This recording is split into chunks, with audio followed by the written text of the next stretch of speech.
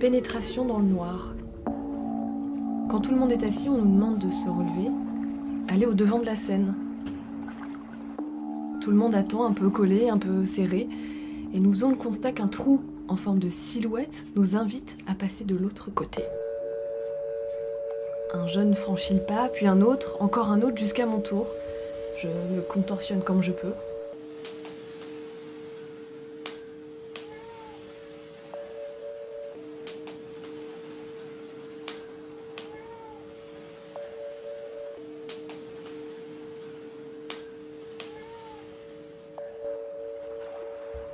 Ça y est. Lumière blanche, il n'y a rien, mis à part les gens qui, comme moi, ont pénétré la silhouette. Alors me vient l'idée de lever les yeux. Elle est là, suspendue. Son index la fait tenir. Un gros chien noir débarque, l'air sympathique et normal jusqu'à ce que l'on s'aperçoive qu'il miaule.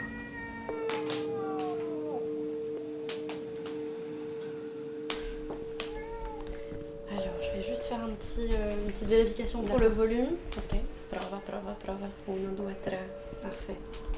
Est-ce que vous pouvez décrire, expliquer dans quelle posture vous êtes pendant toute la pièce? Oui, donc comme vous... Ouais.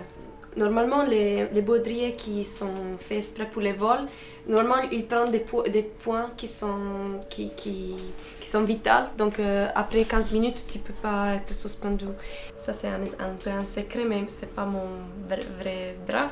C'est là que tous les baudriers, ça part dans cette faux bras et qui après me tient dans toute cette partie que je dis. Voilà. Ok. Et donc grâce auquel vous êtes suspendu. Voilà, si. Pour moi, c'était très fort quand j'étais là à trembler tout le temps parce que c'était vraiment quelque chose qui c'était tout à fait inattendu et donc ça faisait peur au début. Donc je cherche de trouver ma voix. On va essayer de travailler sur le son en fait. Et on va essayer de trouver, via le son, l'équivalent de ce qu'on vient de voir.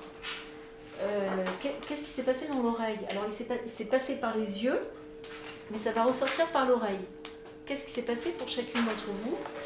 Et laisse son imaginaire prendre le pas sur l'émission à venir. Et ramène ce qu'il veut. Des musiques, des sons, des textes. En pensant l'émission de cette manière-là. C'est comme un palimpseste du spectacle, l'émission. Ça doit être un palimpseste.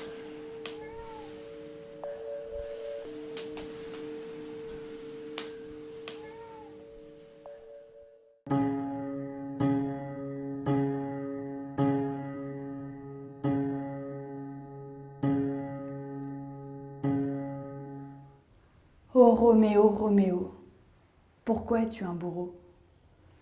Tu as torturé mon esprit, violenté mes pensées, contaminé mes choix, envahi mes décisions et capturé mes réflexions. Et c'est très bien comme ça. Je n'aime pas vraiment parler de toi, j'aime pas non plus entendre des gens parler sur toi, mais j'aime t'entendre toi.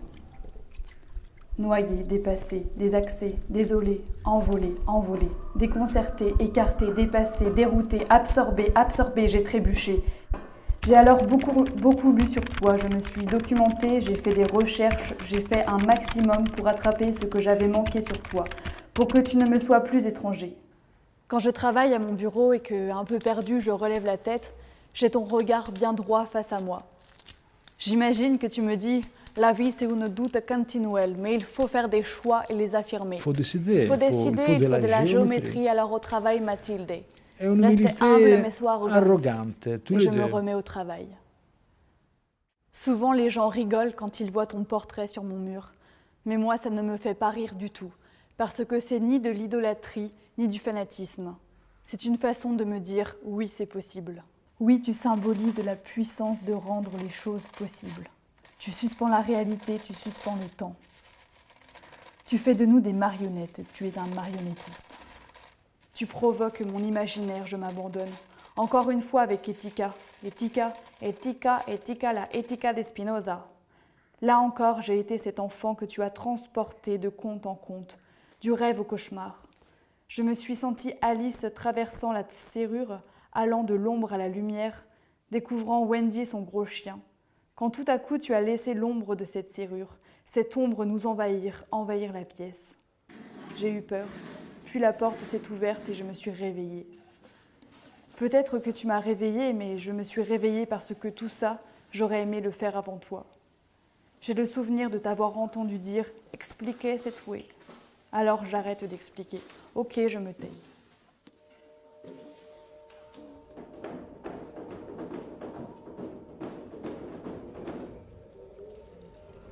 Tu dis que tu es un connecteur et non un créateur. Tu as raison, tu connectes ceux qui viennent voir ton travail avec eux-mêmes. La création du spectateur. Moi, je crois beaucoup à ce personnage qui est le spectateur. Je pense que c'est le monarque absolu.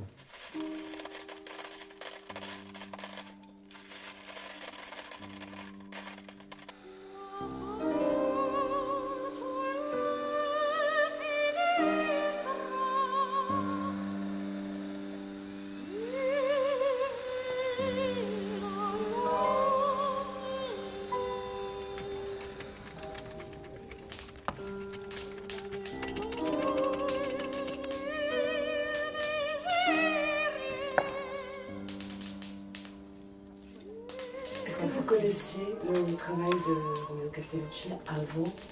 Oui. Toutes. C'est ce qu'il dit du théâtre et c'est ce qui se ressent quand on voit un spectacle. Que le son a autant d'importance que l'acteur et que... En sortant, j'ai écrit à mon père « Papa, tout fait sens pour moi, je t'aime ». Je ne lui ai jamais envoyé, j'ai voulu garder ça pour moi. J'ai marché à pied jusqu'à chez moi et crois-moi que je devais vraiment être bouleversée pour faire à pied la Villette-Châtelet dans un froid si glacial. Je voulais réfléchir. J'ai réfléchi. Je n'ai pas parlé. Tout autour de moi était très silencieux et je ne savais pas si c'était le froid qui faisait pleurer mes yeux ou si c'était toi. Je crois que c'était toi.